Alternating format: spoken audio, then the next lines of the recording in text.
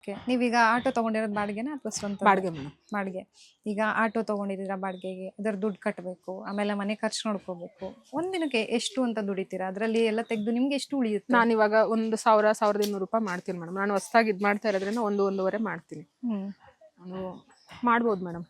350 ಬಾಡಿಗೆಗೆ ಹೋಗುತ್ತೆ, ಗ್ಯಾಸ್ ಒಂದು 350 ಆಗುತ್ತೆ, 600 ಹೋದ್ರೂ ಒಂದು 700. ಒಂದಿನ ಉಳಿಯುತ್ತೆ.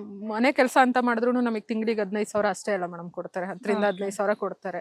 ಅದು ನಮಗೆ ರೆಸ್ಟ್ ಇರಲ್ಲ, ನಾವೆಲ್ಲೂ ಫ್ರೀ ಆಗಿ ಹೋಗೋಕ್ಕಾಗಲ್ಲ. ಇವಾಗ ನನಗೆ ನನ್ನ ಮಗಂದೇ ಒಂದು ಸ್ಕೂಲ್ ಹತ್ರ ಹೋಗ್ಬೇಕು ಅಂದ್ರೂ ಅವ್ರ ಹತ್ರ ನಾವು ಪರ್ಮಿಷನ್ ಕೇಳಬೇಕು, ಹೌದು. ಇದು ಮಾಡಬೇಕು. ಇದು ಆ ಥರ ಅಲ್ಲ, ನನಗೆ ಹೋಗಿ ನಾನು ಅಲ್ಲಾದರೂ ಹಾಕ್ಬಿಟ್ಟು ನಾನು ಏನಾದರೂ ಇದ್ರೂ ನಾನು ಇದು ಮಾಡ್ಬೋದು. ಅದರಿಂದ ನಿಮ್ದೇ ವೆಹಿಕಲ್ಲು, ನೀವೇ ಯಾವಾಗ ಬೇಕಾದ್ರೂ ಓಡಿಸ್ಬೋದು. ನಿಮ್ಗೆ ಗೌರ್ಮೆಂಟ್ ಹಾಲಿಡೇ ಇರಲ್ಲ, ಇನ್ಯಾರ್ದೋ ಪರ್ಮಿಷನ್ ಕೇಳಬೇಕು ಅಂತ ಇರಲ್ಲ. ಸೊ ಬಿಂದಾಸಾಗಿ ಆರಾಮಾಗಿ ಓಡಿಸ್ಕೊಂಡು ಹೋಗ್ಬೋದು. ಸೊ ಒಂದು ಸಂತೋಷದ ಘಟನೆ ಹೇಳೋದಾದ್ರೆ, ಈಗ ಆಟೋ ಓಡಿಸ್ಕೊಂಡು ಎಲ್ಲೋ ಹೋಗ್ತಾ ಇರ್ತೀರಾ, ಯಾವತ್ತಾದ್ರೂ ಅಪ್ರಿಶಿಯೇಟ್ ಮಾಡಿರುವಂಥದ್ದಾಗಿರ್ಬೋದು, ಫ್ಯಾಮಿಲಿಯಲ್ಲಾಗಿರ್ಬೋದು, ನೀವು ಹೊರಗಡೆ ಹೋದಾಗಿರ್ಬೋದು. ನನಗೆ ಟ್ರೈನಿಂಗ್ ಕೊಟ್ಟ ಹತ್ರನೇ ನಮ್ಮ ಸೆಂಟ್ರ್ ಹತ್ರನೇ ಒಂದು ಅಜ್ಜಿ ಬಂದು ಆಶೀರ್ವಾದ ಮಾಡಿದ್ರು. ಅದು ನನಗೆ ತುಂಬಾ ಖುಷಿ ಆಯ್ತು. ಯಾವಾಗ, ಹೇಗೆ? ಒಂದು ಮಂತ್ ಮುಂದೆ, ಒಂದು 15 ಡೇಸ್ ಮುಂಚೆ ಮೇಡಮ್. ಓಕೆ. ನನಗೆ ತುಂಬಾ ಖುಷಿ ಆಯ್ತು. ನಾನು ಈ ತರ ನೀನು ಮಾಡ್ತಾ ಇರೋದು ಚೆನ್ನಾಗಿರು, ಒಳ್ಳೇದಾಗ್ಲಿ ಅಂತ ಆಶೀರ್ವಾದ ಮಾಡಿ ತುಂಬಾ ಖುಷಿ ಆಯ್ತು. ಹಂಗ ಆತರ ಬಂದು ನಮ್ಗೆ ಯಾರಂತಾನೆ ಗೊತ್ತಿಲ್ಲ, ರೋಡಲ್ಲಿ ಹೋಗೋರೊಬ್ರು ಬಂದು ನಮ್ಮನ್ನ ಆ ತರ ನನ್ನ ಮಗಳ ತರ ಅಂತ ತಿಳ್ಕೊಂಡು ಅವ್ರು ಬಂದು ವಿಶ್ ಮಾಡಿದಾಗ ತುಂಬಾ ಖುಷಿ ಆಯ್ತು. ಓಕೆ.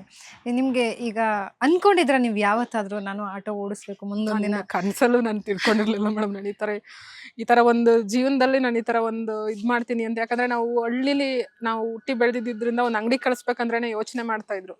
ಹೆಣ್ಮಕ್ಳು ಅಂದ್ರೆ ಇಲ್ಲೇ ಇರ್ಬೇಕು, ಇಷ್ಟಲ್ಲೇ ಅಂತಂತ ಯೋಚನೆ ಮಾಡ್ತಾ ಇದ್ದಿದ್ದು ಹೋಗಿ ನಾನು ಇವಾಗ ಇದನ್ನ ಮಾಡ್ತಾ ಇದ್ದೀನಿ ಅಂದ್ರೆ ಖುಷಿ ಆಗುತ್ತೆ.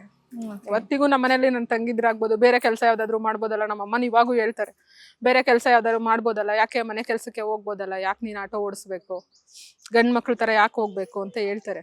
ಆದ್ರೆ ನನಗೆ ಇದ್ರಲ್ಲಿ ಖುಷಿ ಇದೆ. ಇವಾಗ ಅವ್ರು ಕನ್ವಿನ್ಸ್ ಆಗ್ತಿದ್ದಾರೆ, ಫ್ಯಾಮಿಲಿ ಎಲ್ಲ ಸಪೋರ್ಟ್ ಮಾಡ್ತಿದ್ದಾರೆ.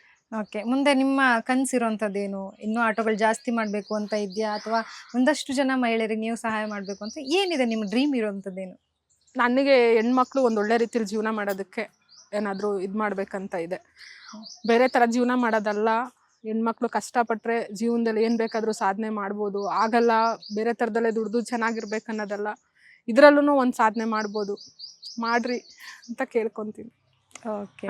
ನನ್ನ ಥರ ಬರೋರಿಗೆ ನಾನು ಸಪೋರ್ಟ್ ಮಾಡ್ತೀನಿ.